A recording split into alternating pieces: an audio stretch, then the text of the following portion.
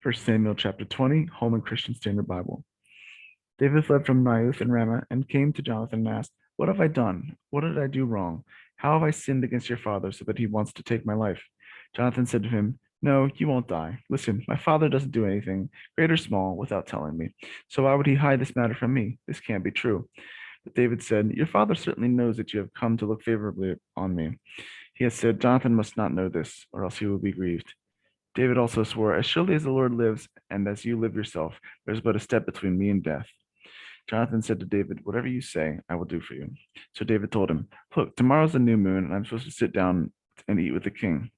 Instead, let me go, and I'll hide in the field until the third night. If your father misses me at all, say, 'David urgently requested my permission to quickly go to his town in Bethlehem for an annual sacrifice there involving the whole clan.' If he says, 'Good,' then your servant is safe. But if he becomes angry, you will know he has evil intentions. Deal faithfully with your servant, for I have brought me.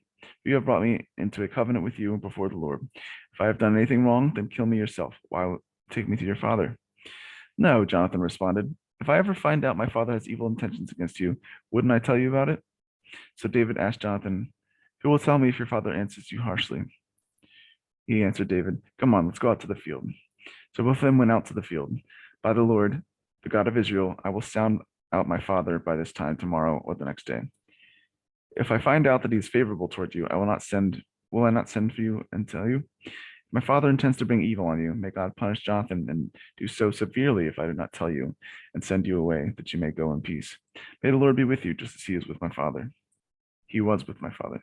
If I continue to live, treat me with the Lord's faithful love. But if I die, don't ever withdraw your faithful love from my household, not even when the Lord cuts off every one of David's enemies from the face of the earth." Then Jonathan made a covenant with the house of David, saying, "May the Lord hold David's enemies accountable." Jonathan once again swore to David in his love for him because he loved him as he loved himself. Then Jonathan said to him, "Tomorrow is a new moon. You'll be missed because the seat will be empty. The following day, hurry down and go to the place where you hid on this day this incident began and stay beside the rock Ezel. I will shoot the 3 arrows beside it as if I'm aiming at a target. Then I will say to the young man and say, 'Go and find the arrows.'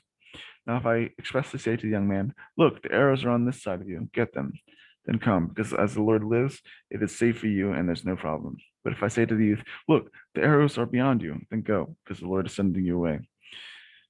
As for the matter you and I have spoken about, the Lord will be a witness between you and me forever."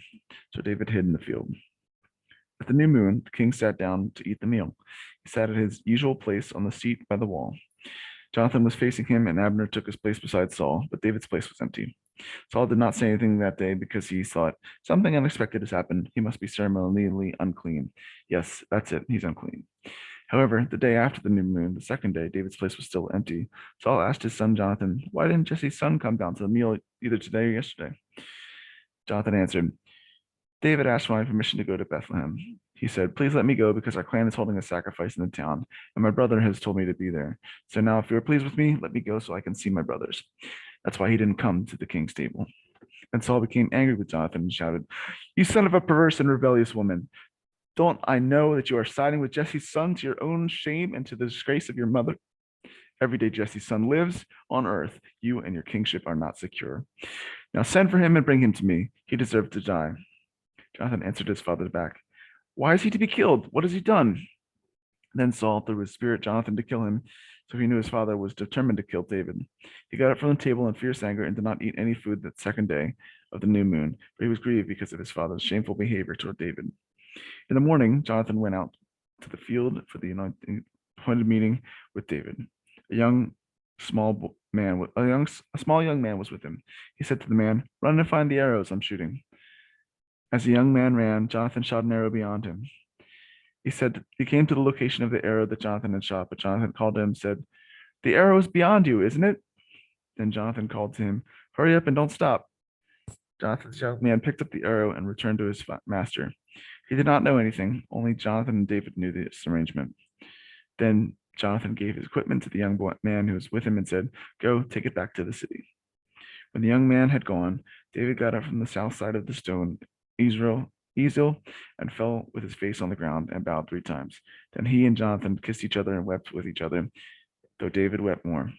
Jonathan then said to David, "Go in the assurance that the two of us pledged in the name of the Lord." Then we said, "The Lord will be a witness between you and me, and between my offspring and your offspring forever." Then David left, and Jonathan went into the city.